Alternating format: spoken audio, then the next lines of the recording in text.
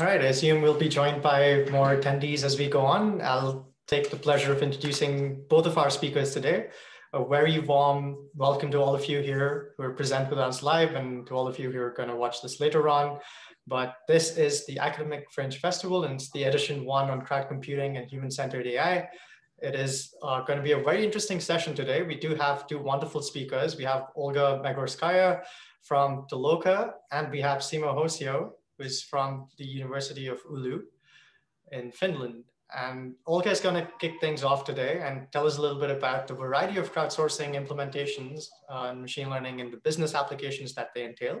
Olga is the CEO of Toloka, which, for those of you who are uninitiated, is a very big crowdsourcing platform with over 9 million registered performers. Olga was earlier responsible for providing human-labeled data for all the AI projects that existed at Yandex. Now Olga is, of course, developing Toloka, which is this global crowdsourcing platform, as I said, for engineers that allows to integrate both data labeling as well as other data labeling tasks into continuous processes of the machine learning pipelines, if I understand correctly. Olga is a graduate, who's a graduate from the St. Petersburg State University as a specialist in mathematical methods and modeling and economics. She's also a co-author of several research papers and tutorials at top-tier conferences like SIG-IR, CBPR, KDD, Wisdom, and SIGMOD, to name a few. She also led, more recently, a panel discussion at the Crowd Science workshop at NeurIPS. So it's a pleasure to have you here with us, Olga, today. And I'd like to welcome you. And please take it away. I didn't know you're going to read such a long list. I would make it shorter. Sorry for that. Okay, so hi everyone. It was really nice being here. Let me start sharing my presentation. So here it is. Yeah, hi everyone, and thanks for the great introduction. So I would not repeat anything about myself. Right now, I'm developing the crowdsourcing platform Toloka, and for the previous kind of 10 years, I've been working for Yandex, which is sometimes called the Silicon Valley of Russia. It's an internet giant which provides a huge variety of different products, starting from internet search and ending up with the self-driving cars and whatnot. But of course, all of them are united by the fact that all the products are driven by the machine learning, and hence all of these products require some data to train on. And during our experience of these years, we have collected quite a huge gallery of different use cases of real industrial application and implementation of the crowdsourcing, which I would like to share with you today. So I'm sure that this audience is quite familiar with what the crowdsourcing is, so I will not stop there. I would just emphasize that Toloka is the name of our crowdsourcing platform. It's developing very fast, as it's already have been mentioned. We have more than 9 million performers, we call them Talokers, registered on the platform, and they are distributed all over the world, and we are expanding to have more and more countries represented on our map. And those people every day provide really huge amounts of data labeling. Like right now, every day we have more than 40,000 people who perform tasks and get paid for them. They choose from more than 600 different projects of different requesters. And their whole total production allows requesters to collect more than 15 million labels produced every day. And the major ideology of our platform is that we treat, in general, the data labeling as not a people management, but rather as an engineering task. When there are lots of people from whom you require minimal effort, and you deal with their collective wisdom as with, I would say, yet another computing cluster. And using the API, you create automated pipelines, making use of those irregular efforts of millions of people. And of course, it may only work effective if there is a whole bunch of quality control measures and techniques which are developed and constantly being improved in Toloka platforms, starting from the way how you select performers, either by age or gender or some other specific signs, or by their skills or something else. Then how you motivate and train them in order to motivate people try harder and get better reward for better results. Then the whole bunch of project level quality controls and system level aggregation techniques for aggregating raw results and optimal matching of requesters, tasks, and the experts, and etc. So that was a brief introduction about the platform, and it is being used for a large variety of the use cases, which I would like to share with you, just to show you, to illustrate the variety of possibilities and opportunities which the crowdsourcing opens to either research or the business. In general, as I mentioned, there are more than 600 active projects every day. So there can be many different ways of how to cluster those 600 projects into different types. I tried to cluster them into such 4 types, like gathering of content, data annotation, business decision making, and generation of content. And also, in the end, we'll speak about some more sophisticated use cases of implementing crowdsourcing. So let's start with gathering of content. One of quite popular use cases among our requesters right now is collecting audio recordings. For example, if you have a voice assistant which needs to activate when some activation phrase was spoken by a customer. So to teach your assistant to activate correctly, what you need to do the first is to collect a large number of such voice recordings provided by different people in different environments, speaking different voices with different accents, etc.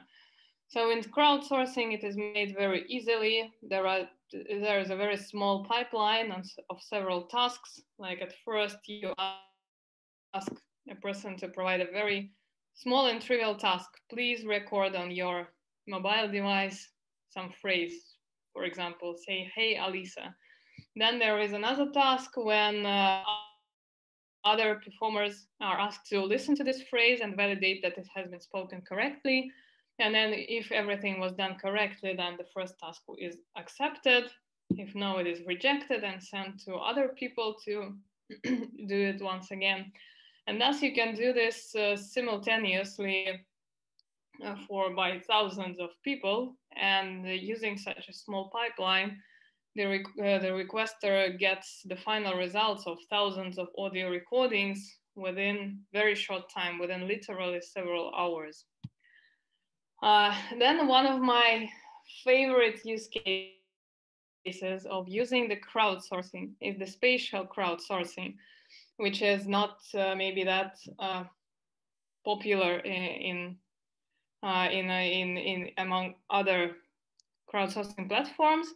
The idea is that people are asked to perform some task offline. For example, come to a certain location and perform some action there. Most usually, the action is to take a photo. For example, this is quite often used by some requesters who need to actualize the information about the maps, about organizations on the maps. For example, people are asked to come to a certain location, like to the address of some restaurant or something, and asked to take a photo of the organization there. Quite often this is, and later this information from the photo is processed in a specific way, and thus you obtain the updated information about the organization. And actually quite often, surprisingly, this is the only way to collect some information about offline organizations. Well, no, not everything is yet digitalized and not all the information is yet online. And in some cases, the only way to obtain this information is literally to go by foot to a certain location and verify it. The other example is verification of, for example, prices for certain goods inside the shops, which is also quite effectively being performed using the crowdsourcing, following the same logic. This is, for example, how it looks like for the performer on our mobile app. Like, a person looks at the map, there are lots of different tasks available. The Taloka chooses some tasks near himself or herself, and then it is required to take a photo, and the system automatically matches the geolocation of the expected location and the person. And if those locations do not match, the system deactivates this task and does not allow to perform it. And in general, such business logic is achieved by almost following pipeline, where there are people who come to a certain location and take photos. Then there is automatization, which automatically verifies the GPS coordinates and etc. Then there are other people who look at the taken photo and extract some needed information from that. Yet again, because not everything can be extracted using the computer vision algorithms automatically, quite often the majority of information still can only be obtained using the help of the people. And finally, thus after having those steps proceeded, you obtain a photo of some place, for example, organization, and the full range of needed information about that. But of course, it's not only about the offline, it's quite often the use case in the online to search for some objects in the internet. It may sound a little bit surprising at the beginning because there are so many web crawlers and parsers which can do it automatically. But the truth is that quite often, if you use some automated parsers, they would catch actually the content which would differ from what the real person sees. When the human, for example, goes to a certain web page, he or she would see a different content rather than would be returned to a robot. So quite often the only way to really validate and obtain some information from the internet is also to ask people to do that. Then there's a whole bunch of use cases related to facts extraction. For example, when the crowd performers are asked to look at some piece of text and extract some facts like date of birth, I don't know, profession, something else, from this piece of text. Usually, these are the tasks related to semantic search, and this data is used for training and validating the quality of automated algorithms that would later be used in the production. Then, speaking about other set of use cases of implementation of the crowdsourcing, we would pass to the classical data annotation. Those of you who are dealing with the machine learning are most probably familiar with the majority of such use cases. These are the different cases of objects classification or text classification or audio transcribition or some object segmentation for the computer vision, and etc. Here are some figures which represent the real use cases of, for example, how 1,000 photos can be classified within 15 minutes using the crowdsourcing. Yeah, as I have mentioned, quite an often use case relates to audio transcribition when people are asked to listen to a short piece of audio and then transcribe it into the text, and then it is also verified by another step of the crowdsourcing pipeline to finally obtain the final result of speech translated to text. Then there is a lot variety of NLP-related tasks, or like named entity recognition, and some others related to linguistics research. Then, due to the fact that on Taloka there are many performers from different countries and hence speaking different languages, one of the popular tasks that we observe is the validation of auto-translate, when people are asked to look at the phrase and compare several options of automated translation for the same phrase and choose the best one. This is used usually for validation and building some metrics of the quality of auto-translate products. Another example, coming to a totally different sphere of the use cases, is related to moderation of user-generated content, and actually moderation in general, because the internet is growing and growing, and it is full of content, and finally this content all requires to be moderated, and the crowdsourcing is a very powerful tool for very speedy and high quality moderation of the content, due to the fact that there are, at every moment of time, there are thousands of people available to perform a very short task like this one, like for example, to moderate the review on a restaurant. Of course, right now with the technologies of computer vision developing for automotive industries and for the others, there's a lot of different use cases of using crowdsourcing for object segmentation in 2D and 3D and many, many others. One of the cool examples that we recently had on our platform, and I really liked the idea, was spotting the highlights on the video when Talokers were asked to watch some video and mark the highlight moments there. This content is needed for some of the services providing video content to have them their like video production highlighted with some specific moments highlighted by people.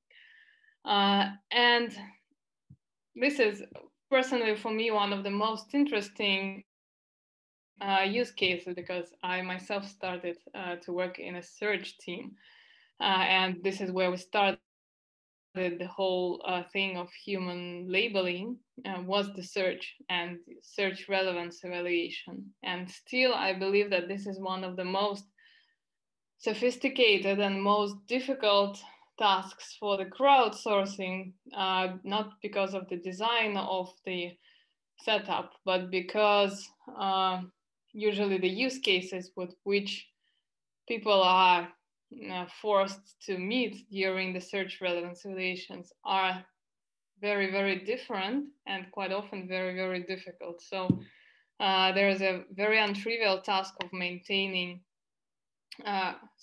constantly high level of quality of such labeling, but this process is already being used in the industrial usage for many years.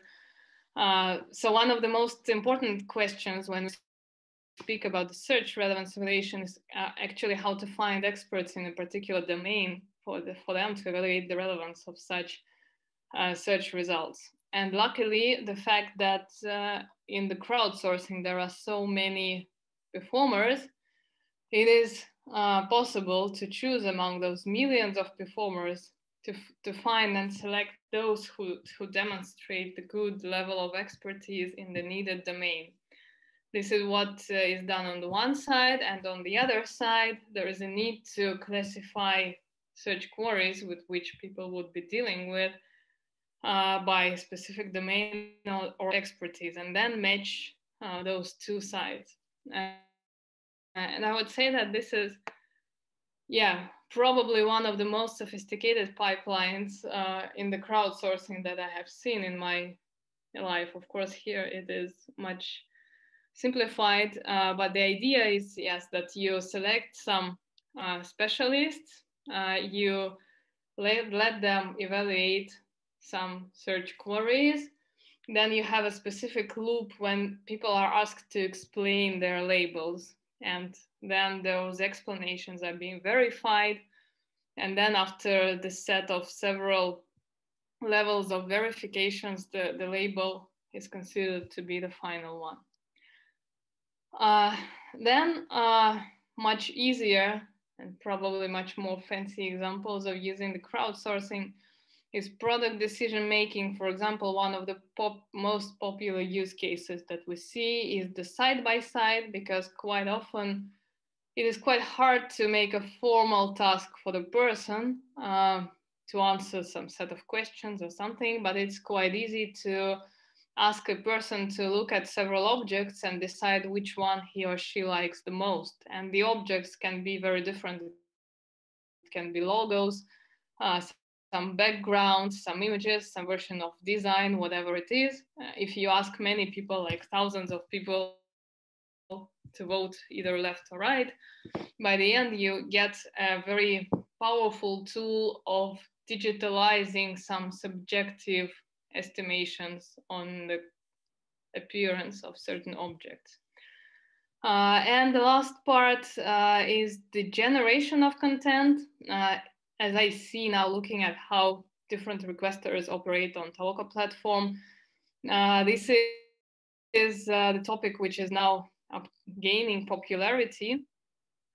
These are different methods of how to use crowdsourcing to generate different types of content. For example, one of the possible implementations is the generation of ads when people are asked to look at a certain site and create, like write some short phrases describing this site or advertising this site. And in general, this is a part of a more, of a broader, I would say, set of tasks, which I would call like solving a more high-level tasks using the crowd, because in general, the same approach of decomposing the task into several simple steps and delegating them to the crowd can be used not only for some trivial tasks of data labeling, but also for solving some more difficult business cases. Usually, it's always turns into such a pyramid where at the very bottom there is some automation, then there is the crowd, then there are few experts who could provide some benchmarks or write the instructions for the crowd or something else. And on the top of this pyramid, there is an engineer who actually designs all the pipeline of the multi-steps pipeline to make it work effectively and be resistant to mistakes of single performers. So one of the use cases that I like, because it is very popular right now and is widely used in the real industry production, is the moderation of content, following the logic of human in the loop, when at first there is some automated classifier working, and in case it returns low confidence level, and the task is sent to the crowd, as I have mentioned, because there are so many people available at every moment of time. It really takes several minutes to provide the verdict. And in some cases, even if the crowd performers are not confident enough in their verdict, the task is being sent to the second line, to this super highly trained expert. And finally, after the whole loop, we get the final result, like the verdict of the moderation. Or one of the cool examples is the testing of software or the quality assurance, when people are asked to actually do the manual testing of some programs or something, or when they are asked to follow a set of steps and report if they see some unexpected behavior of the tool or of the product.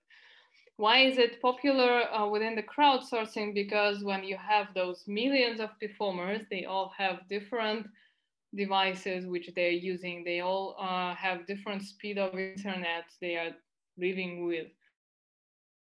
they speak different languages and have different localizations of their products on their devices. So such approach allows you to have a really large variety of different environments tested in a very short time.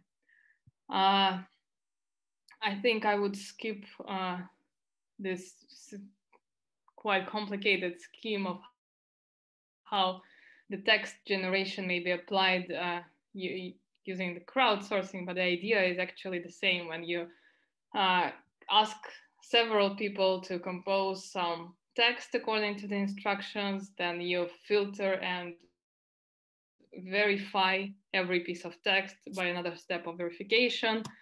Then you vote for the best pieces of text using the side-by-side, and then finally you get the very best result, which you can use later in production.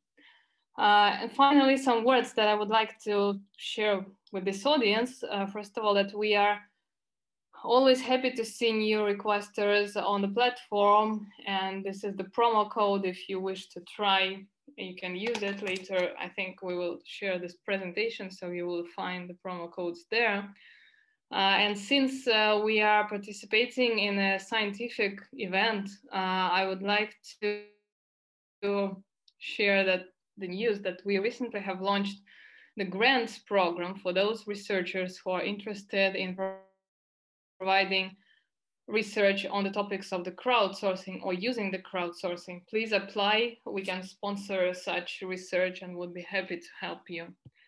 And in general, we are now supporting and leading what we call the Crowd Science Initiative. This is an initiative aimed to popularize the crowdsourcing and make it a really field of science, application of science.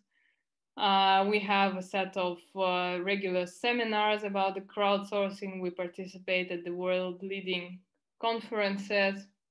We would soon launch a contest, and we would be happy if you join our community if you are interested in this topic. I think this is all what I wanted to share with you. Thank you so much. I would probably pass my microphone. Thanks a lot, Olga. That was useful insight into the kinds of different tasks that you're dealing with at Toloka. And also thanks for sharing these initiatives that you have going on right now. At this point, I'd just like to remind all the participants present today that we have 2 talks, and next up will be a very interesting one from Simo Hosio on crowdsourcing for precision well-being. And we'll be very happy to take questions for both the speakers at the end of this talk. Simo is a social computing scientist with a background rooted in ubiquitous computing and HCI. Simo was appointed as an associate professor in the Gen Z strategic profiling team at the University of Oulu in 2020, and he currently focuses on crowd computing and on co-creation. Through his research, he investigates and develops interactive means for orchestrating the inherent intelligence of large numbers of people, which is very interesting for all of us alike, I'm pretty certain. And he tends to do this for applications in decisions or creativity support and for digital health solutions. Thanks a lot, Simo, for joining us today, and I look forward to hearing you share some of your recent work. Thanks for the invitation and thanks for the introduction. And also thank you to Olga. That was a really nice introduction to a platform that seems very sophisticated. And partially, I think it's flying under the radar of the community still. So I'm expecting big things in the future from your platform. It's very interesting stuff. But I'm going to share my screen. That probably helps in showing the mandatory slideware. So just bark in the chat if you see my screen. Do you see the bird? Yep.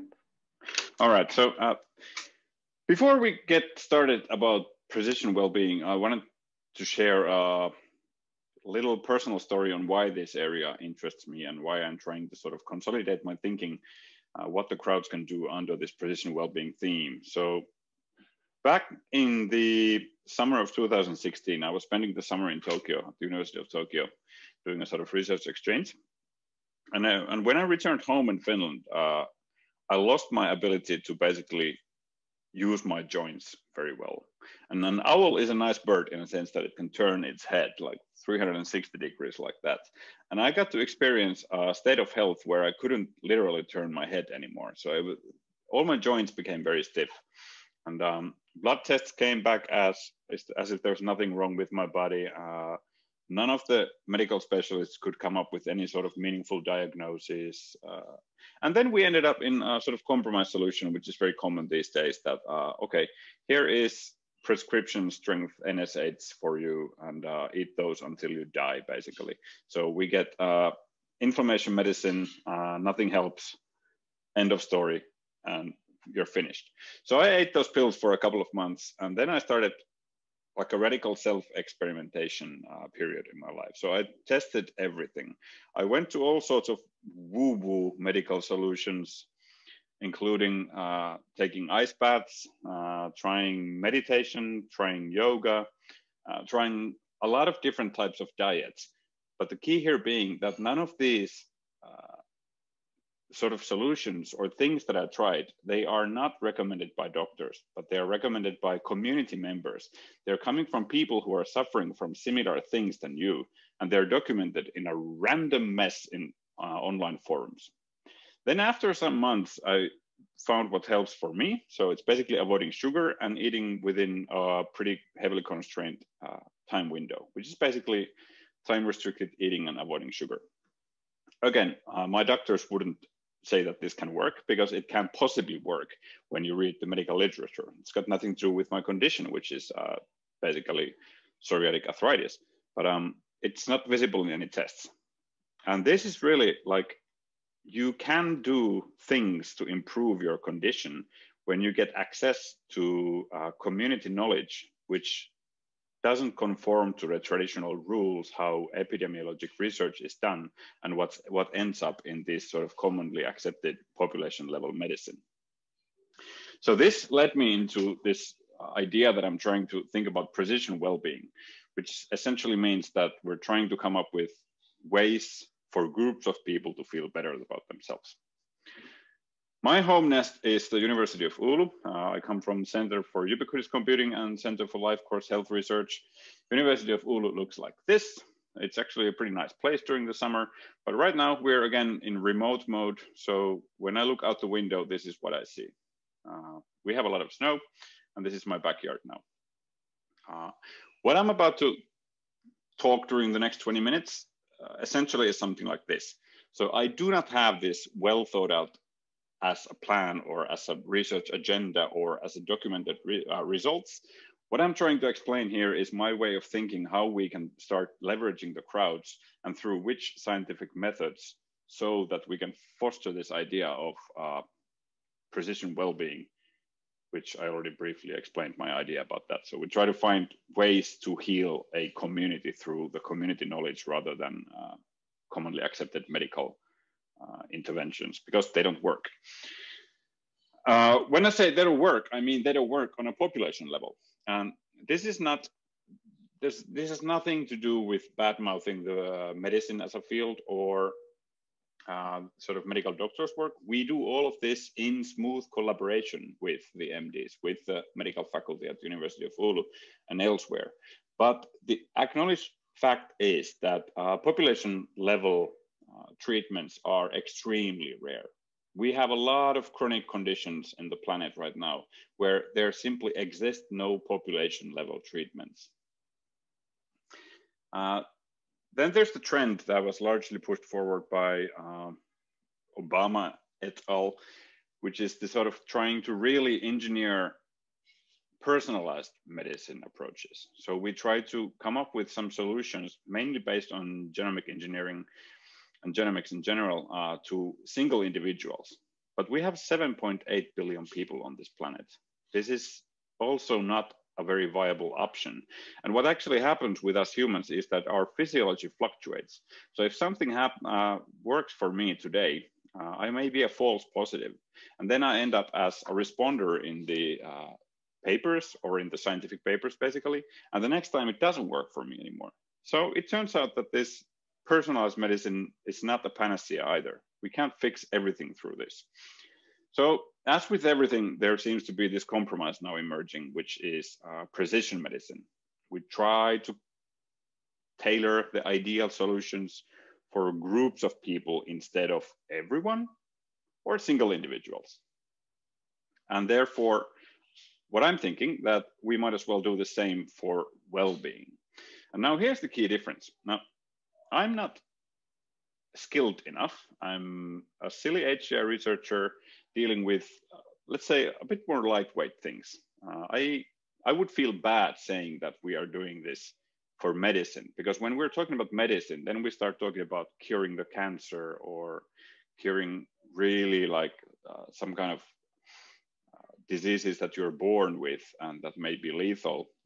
But what I'm more interested in is in this concept of well-being, which is more about maintaining also your health, just trying to have a better quality of life in general. And well-being is also something that everybody needs, whereas medicine is something what you need when you actually are sick. So well-being is more inclusive, and it's just personally more fun topic to work with than this very hardcore medicine. I started with medicine, but then I actually emailed or sent a Twitter DM to Ujwal saying that, okay, let's change it to well-being, because like I said, I'm just trying to consolidate my thoughts here. So I'm more happy with the word well-being, which consists of comfortable, healthy, and happy. We all want to be comfortable, healthy, and happy. This kind of research is just nice to do. So formulating this as an engineering problem, how are we going to go about engineering comfort, health, and happiness? Can we develop solutions that rely on some kind of information infrastructure, interactive computer systems, software, whatever, to try to engineer comfort, health, and happiness to all of our lives? And these are all under the umbrella of well-being. Now, quick break. Think about your own well-being right now, and hit the Zoom chat, just 1 to 10. How well are you right now? What do you think about this? Just quickly shoot something in the chat.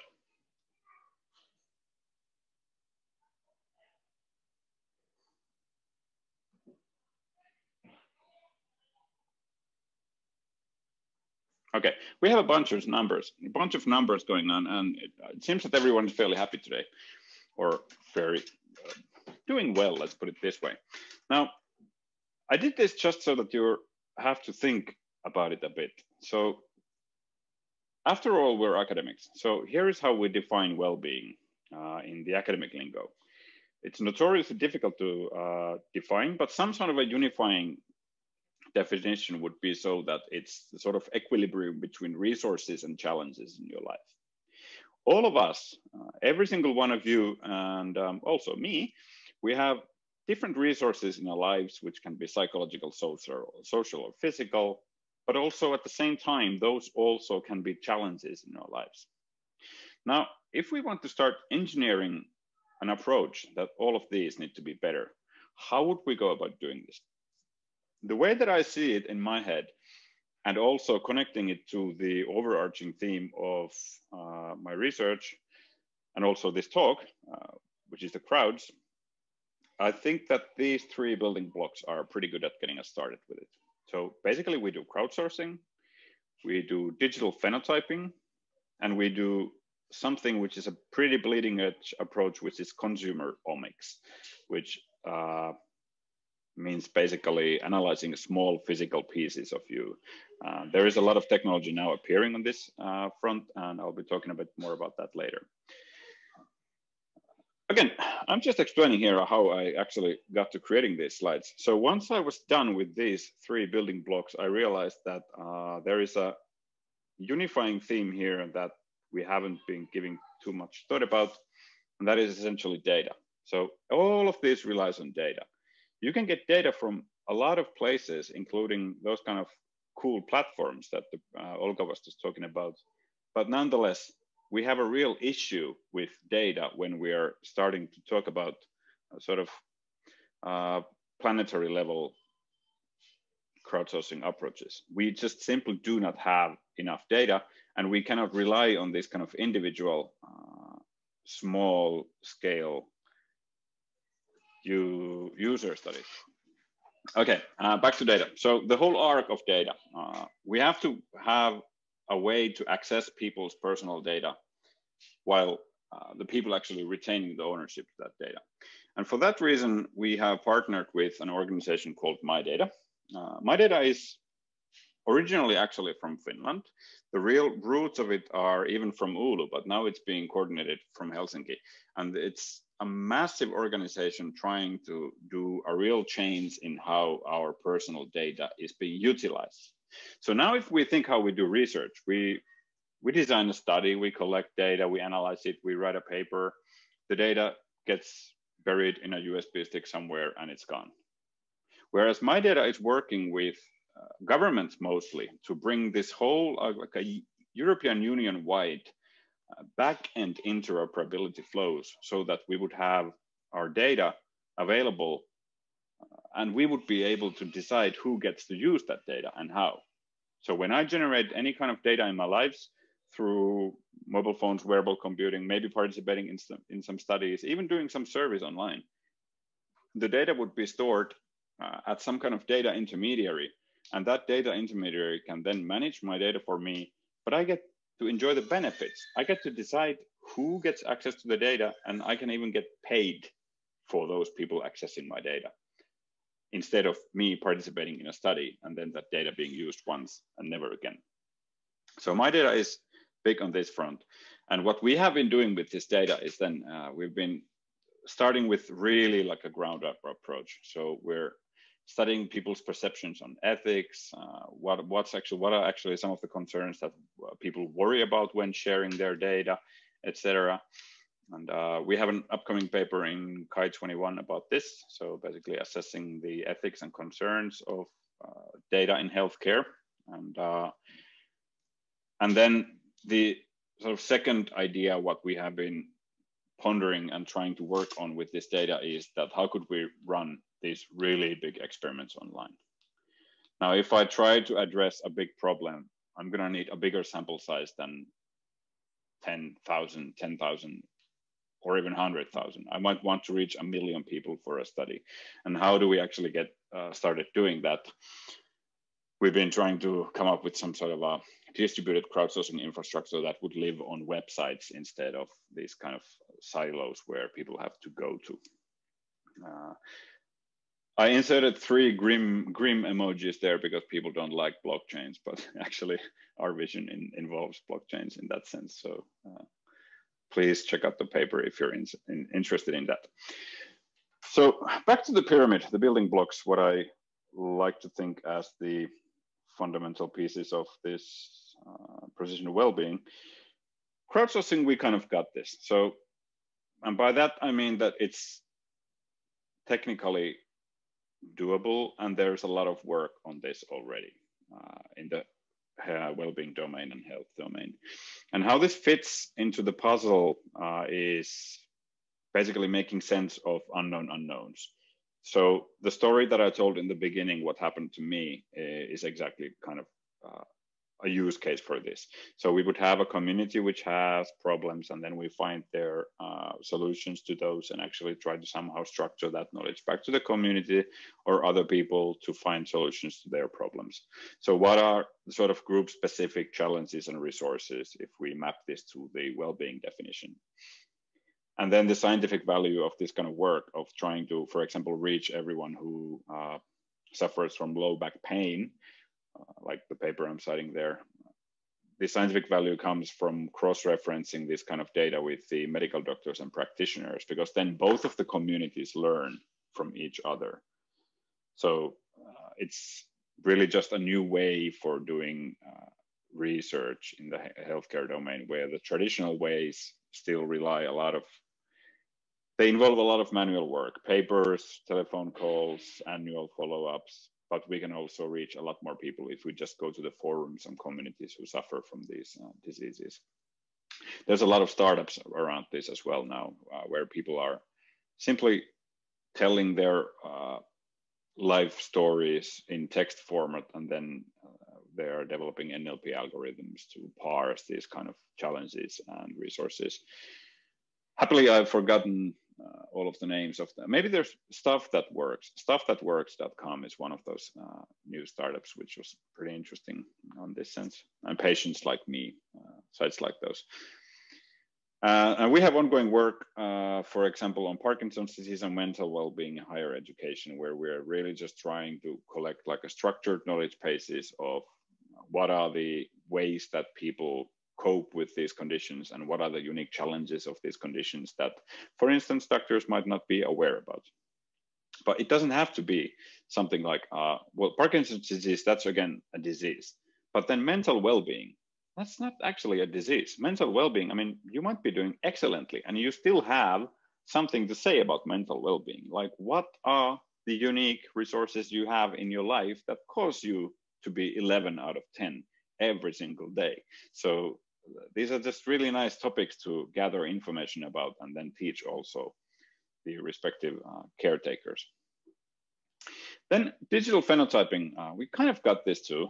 We have a lot of tools and platforms these days available for doing digital phenotyping, which is essentially building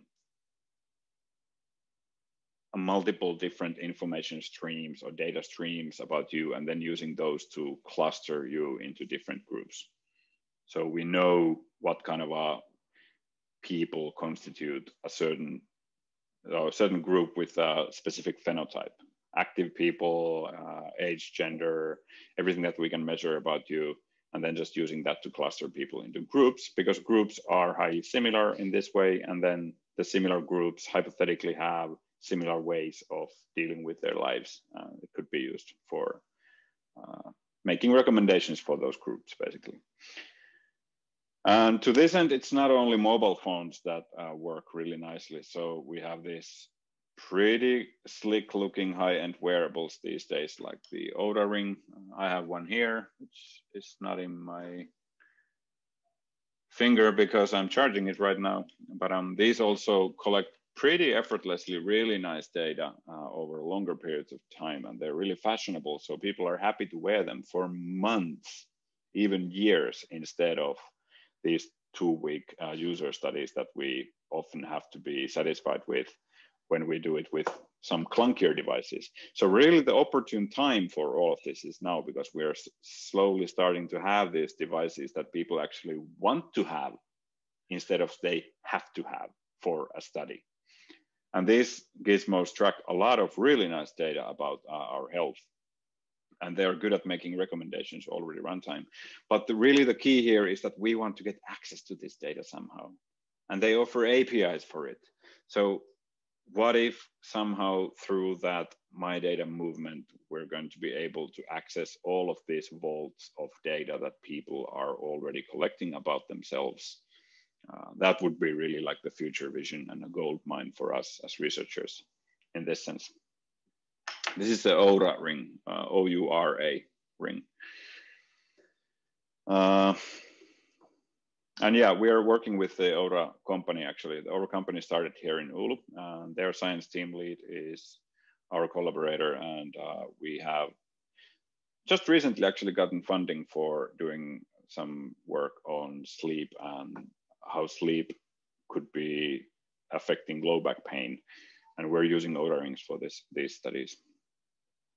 So then, again, concretely back to what we are doing instead of this vision. So we have been doing stuff with Parkinson's disease and mobile phones, trying to find different phenotypes of Parkinson's disease patients and show how medication works for them. And then we are also doing this sleep and low back pain. We're doing effect on sleep on cognitive abilities and things like this. And again, here is where the sort of well-being approach starts to bubble up. So it's not only about disease. And in fact, of course, it's not at all about disease necessarily, because cognitive abilities are something that all of us have, and it fluctuates around the day. And sleep will affect every single one of our cognitive abilities. So we could, again, try to figure out how to sleep better on a group level instead of this individual level necessarily.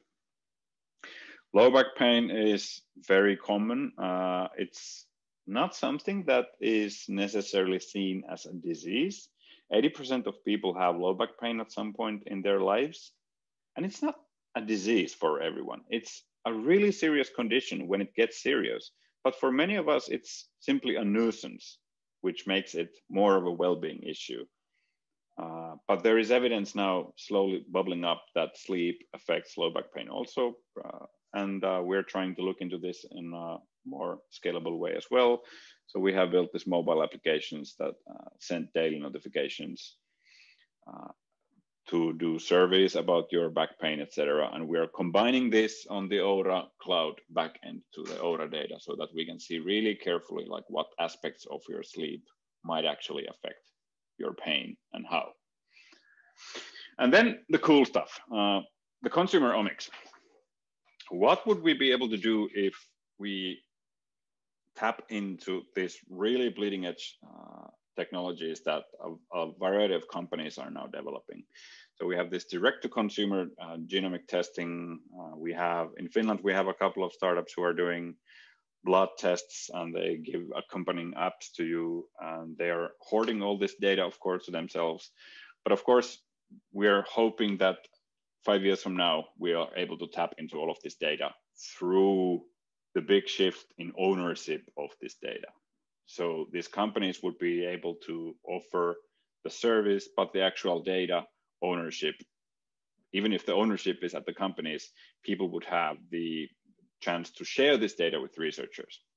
Now, since we do not have this access yet, and I doubt that these companies are very happy to give it, obviously we have our own researchers also who are doing this same kind of research. So I'm giving a free shout out here to this sort of omics work that researchers here at Oulu are doing. So we are partnered with researchers from the local biocenter, and they are doing something interesting with exosomes.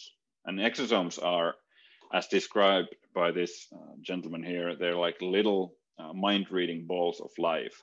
So for example, we could develop a wearable device that reads your exosomes from your sweat and gives an exact reading of how stressed you are during that day and what's going on in your body. And this way you could build like a wearable device, which is a far more accurate measuring device, like mirroring all of the aspects of your life rather than just a few.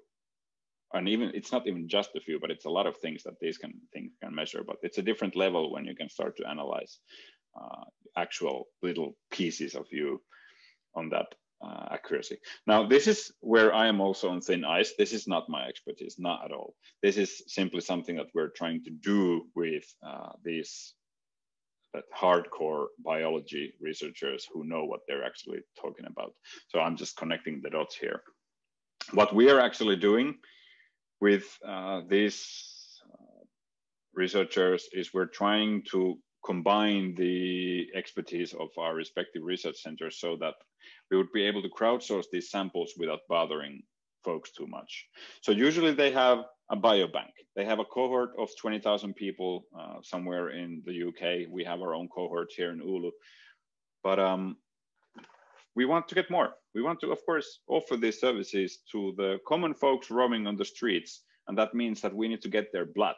We need to get their spit samples. We need to get something of them. We need to be able to analyze little bits of their body, just very unintrusive, right? But we need to be able to do that somehow. We need to do it so that it's simultaneously feasible, because we obviously want to actually do something concretely instead of write theoretical papers, but also something that would be beneficial enough to put it in practical terms to be funded by somebody. So it needs to be beneficial for the society within a few years. And then there is this interesting branch of thought play that we're doing is the incentive models. So right now, when we're doing this kind of a custom crowdsourcing solutions, we either beg people to participate or we pay them a bit to participate. Now, if we want to get 100,000 people to participate into some research project like this, I don't think we can actually pay them. 10 euros per person for 100,000 people. No, it doesn't sound like it's going to happen anytime soon.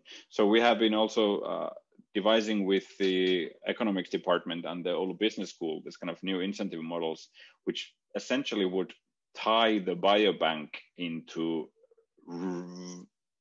post hoc rewarding of the participants should this biobank lead into major medical breakthroughs.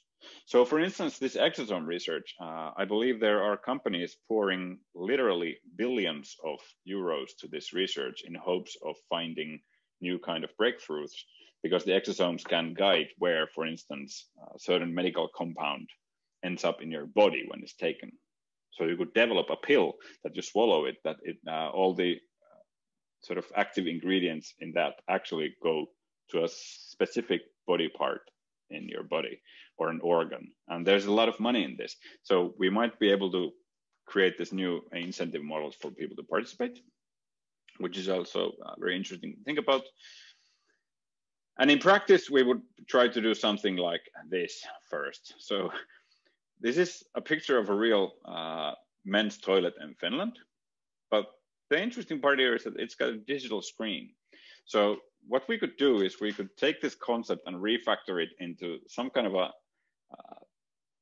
basically a public toilet that would double as a crowdsourcing booth where you give those little samples from your body, and then you download the application with your respective code with you when you leave it.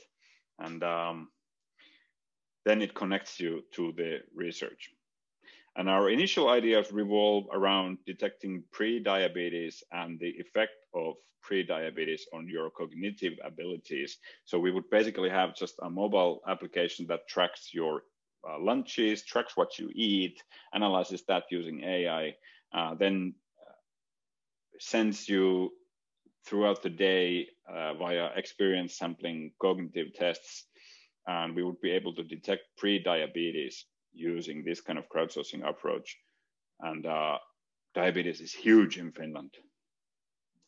And that way, again, it connects to the well-being rather than treatment. We don't treat diabetes. We try to detect pre-diabetes before anything serious happens, and then nudge the person to the correct direction that, by the way, there's something odd going on in your body. Now you have to take care of your body before you become a patient. So this is our sort of approach that we're trying to do. But obviously this is right now going at the stage where we're simply trying to write funding applications for this. So this is nothing we're doing at the moment. This is something we are writing to a document at the moment that we want to get funding for this. These are basically the ideas that we've been boiling here. I want to show a quote that I'm particularly a fan of. No one knows everything, everyone knows something, and all knowledge resides in humanity. I think this is a beautifully put sentence about how we can start to model the knowledge that all of us contain. Knowledge is not something that is in the heads of the few, but it's in the heads of everyone, and we just need to find a way to connect the dots somehow. And that somehow is these blocks in my head. So we make sense of the resources and challenges, we cluster people, and then we connect the sort of subjective data to objective data about who we really are. And that is the omics, because we cannot change our biology that easily, at least. Before we go, I want to turn your attention to a couple of papers that just gives a really brief scheme of what else we do. So we 3 papers this year, which are about crowdsourcing design feedback, and then this My Data work, and then information presentation on machine learning fairness. And finally, we have one workshop there, which is now accepting submissions. So if you are interested in architecture and understanding sort of human scale spaces, that is something that I would very happily see people submit more papers to. So we still have a week of time to submit. And I'm thinking that I've done my 30 minutes now, or even a bit more. So I'm happy to conclude it here. And thank you for your attention. Thanks. Thanks a lot, Simo. That was extremely captivating and fascinating. Can I kindly ask you to stop sharing your screen so we can see? Yes, I'm everyone? trying to find the button. Yes. Awesome. All right. Excellent. Thanks a lot, Simo, and thanks, Olga, for both of your very interesting thoughts. There were a lot of insights in there, and I'm sure this is ripe matter for sparking some interesting discussion right now. I have a handful of questions myself, but I'm wondering whether any of our participants here would like to unmute themselves, perhaps turn on your camera if you'd like to and ask your questions. I see that we have one already. Mengli, please go ahead. You should be able to unmute yourself. Well, while we wait for that, perhaps I can fire away. Maybe the first question to Olga. Olga, I was wondering what sort of a gap exists between, say, the research that we do in academia on crowdsourcing in general and what transpires on crowdsourcing platforms in the real world. So to what extent are platforms like Toloka, for instance, or several other crowdsourcing platforms these days actually leaning on the shoulders of the research that's being done in academia? This is a thought I often had. We see a lot of good, promising research that comes out of academic venues on crowdsourcing in general. Is there something that, is there, I don't know, a pipeline of how this knowledge then travels and informs existing platforms these days? Or could you reflect a little bit on that? What are your thoughts on this? Did I understand correctly? Your question is how the results of scientific research on the crowdsourcing then migrate to like production on the crowdsourcing platforms? Yes, whether it actually informs production level decisions on platforms. Yeah, that's actually a very good question. And actually, I would say that right now the short answer, like it's not enough, like what is going right now. So the quite a big amount of information which is being generated by the scientific research does not end up in any industrial use, which is a pity. That's actually why we initiated this crowd science initiative, because we want, and through it, like for example, we have a regular seminars every 2 weeks, and through these seminars, we try to catch some important ideas and then to implement them into the platform. For example, recently there was a very interesting discussion on the questions of biases in the data labeling data sets. And that gave us an idea, and we would probably, hopefully quite soon implement the idea of automatically signalizing to people like your data set has certain bias in the audience, which have been labeling it or something like that. It's kind of one of the examples.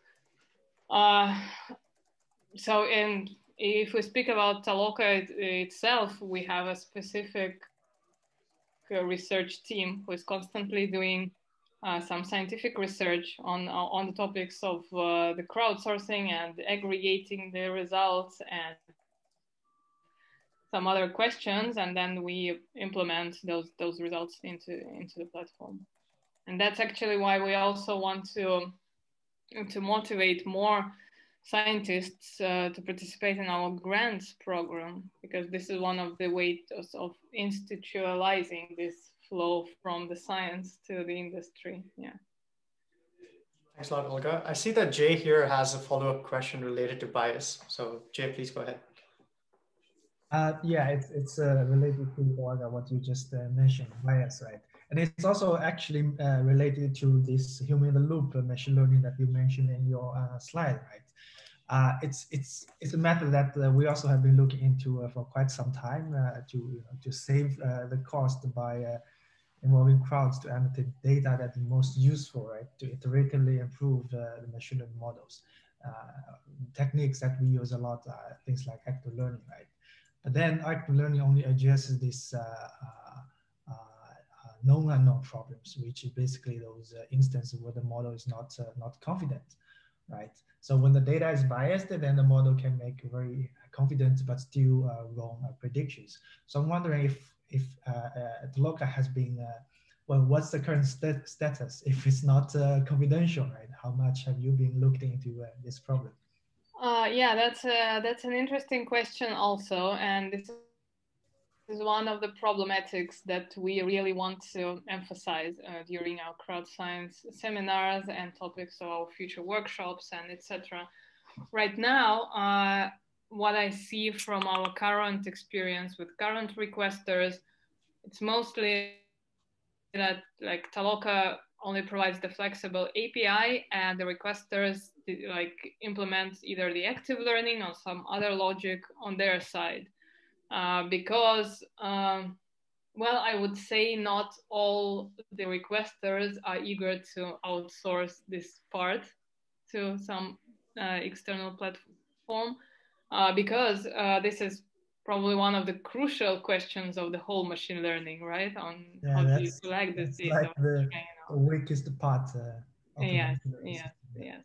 So right now, what we think is we should more focus on providing the high quality of the labeling of what has been sent to the platform and helping people to obtain the results there. But probably, of course, as a next step, we should look broader at the whole process, but we're not there yet.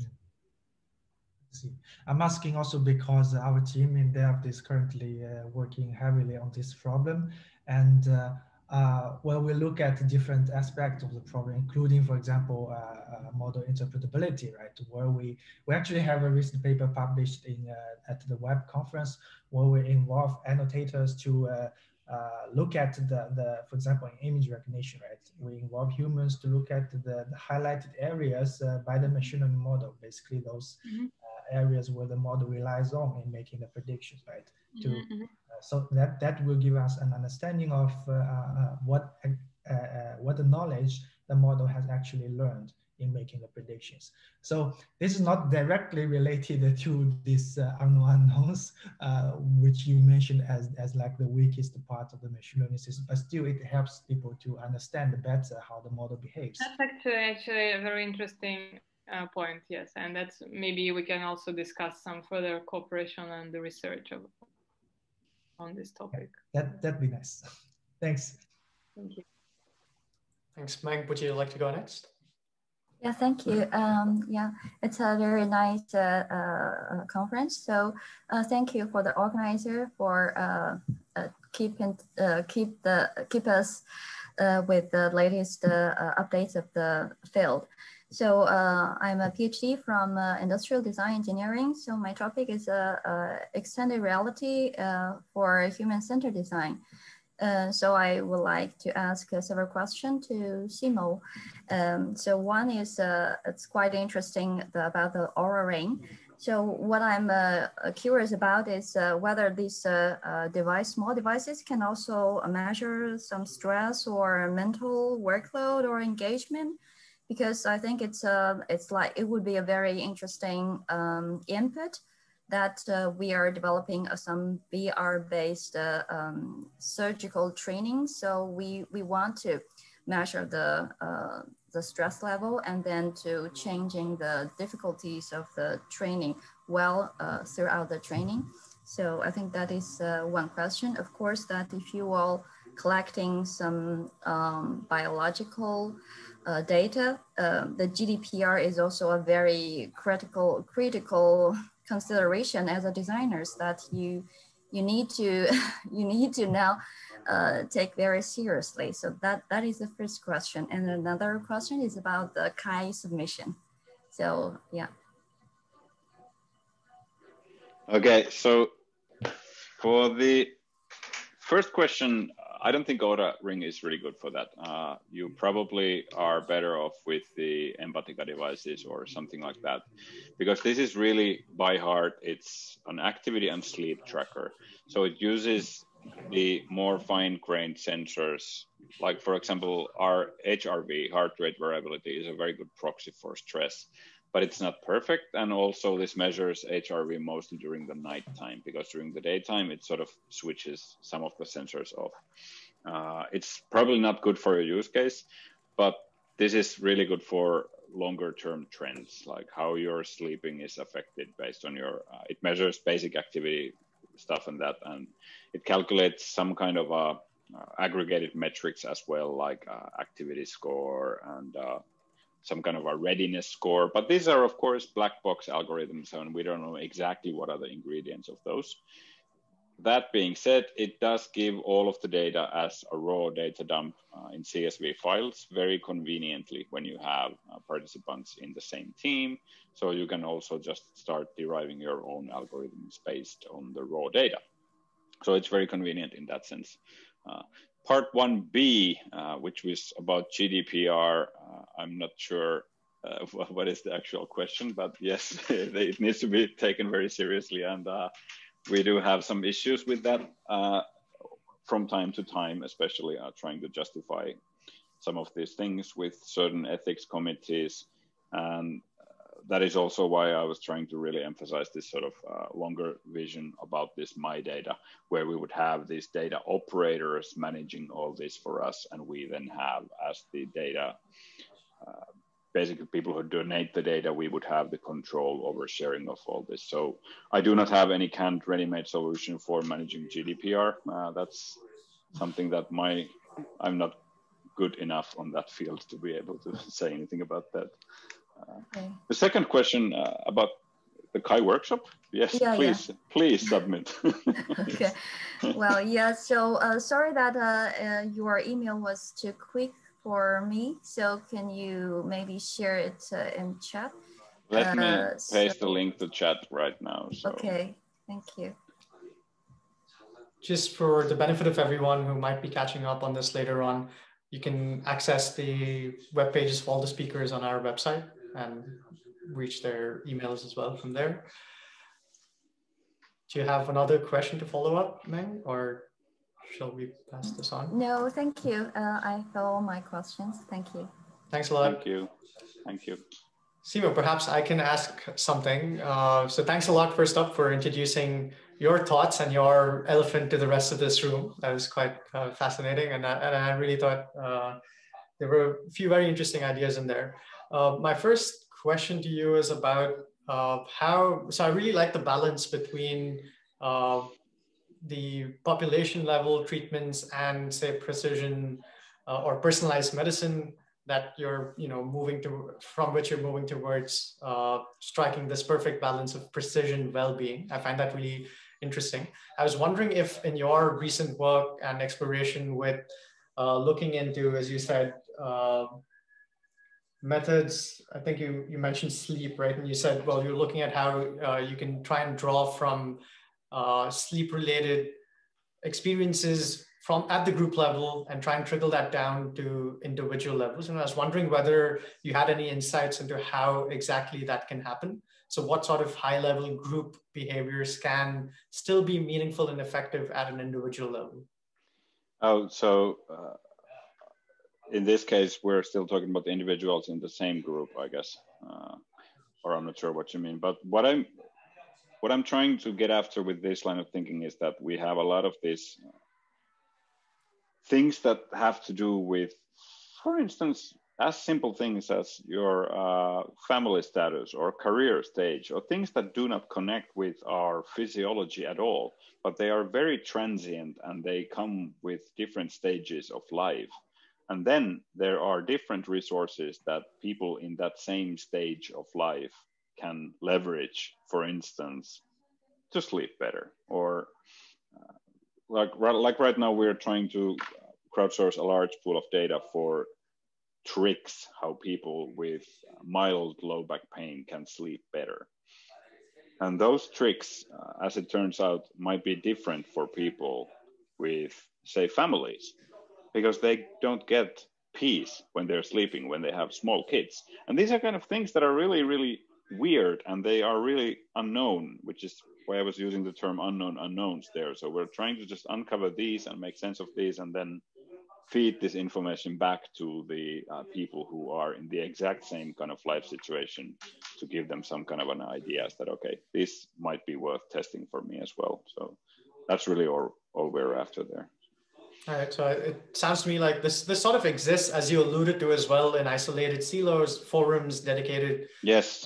Yeah, I understand. All right. It's all out there. So we're basically trying to do a better search engine for that knowledge. And that happens to require collecting all that knowledge again, because scraping forums for all of that so that it would be also reliably assessed instead of just documented like as individual items, assessed in terms of how it works. Is it expensive to do?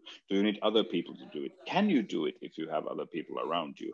These kind of things, criteria that do not exist online, where you have sort of one-dimensional view of those things. They are individual snippets in forum posts. You don't have rating for those individual snippets across these multidimensional criteria. You only have thumb up and thumb down, which is a meaningless metric, really. So we need to have like a fine-grained understanding of these resources and challenges.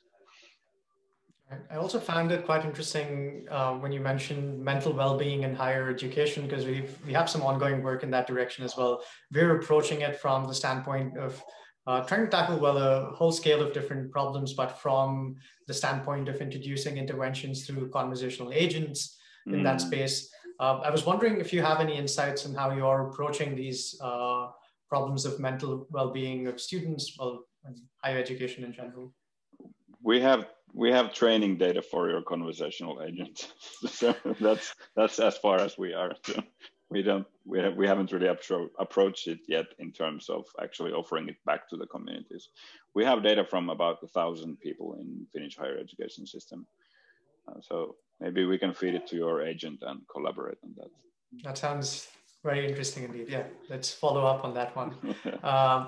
I do see that we have a question for Olga, and this is from Dilrukshi. Dilrukshi, would you like to ask it yourself, or would you like me to go ahead?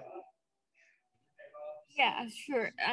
I'm not in a position to switch on the camera, sorry.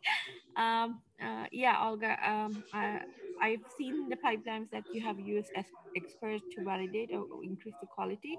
I was wondering, like, how do you scale up this expert, and also, like, how do you validate the expert's quality as well in the pipeline? Yeah, thank you very much. This is actually one of the fundamental questions of the modern crowdsourcing. The first part is how to scale the experts, and actually the model of crowdsourcing itself, when there are like literally millions of people, allows us to operate on quite a large scale already. So whenever you need the initial set of experts, it's not so problematic to find at least several among 9 million of people. But then, of course, we use some techniques of inviting specific experts to the platform, either by targeting advertisements or by working with specific communities. We are right now experimenting with such use cases. And the second question was how to validate the expert quality. And this is yet again a very good question, but in general, I would say that like being an expert is not a silver bullet. Like whenever, even if you are dealing with an expert in any way, you need to apply the same methods of quality control as you do in general crowdsourcing, because several experts can disagree in the same way as several randomly taken people on some question. So the first level is we use the same methods of quality control as we use in general. And the second part, if the question is how to validate the specific expertise in the needed domain, there are several tools, starting from specific tests, which can be given to the experts, and ending up with, well, again, standard processes of measuring their consistency with other experts, and also like analyzing some hidden signals in the data, for example, to understand how the given person labels and gives the answer to certain use cases, something like that. Simo, did you have a question for Olga? Yeah, if I'm allowed to ask, the task types, are they fixed to sort of templates per each of the use cases, or would we be able to access people for kind of a free form? Yeah, of course. I actually excluded one of the use cases from my presentation due to the lack of time, but there was a use case when people were asked to report the weather outside of their location. So it's quite similar to your case to report their well-being. Yeah, that's nice. I mean, there are some platforms that have really strict templates and some others just allow for more freedom. So I was just curious. No, it's very flexible, so you can construct any task you would need. Very nice.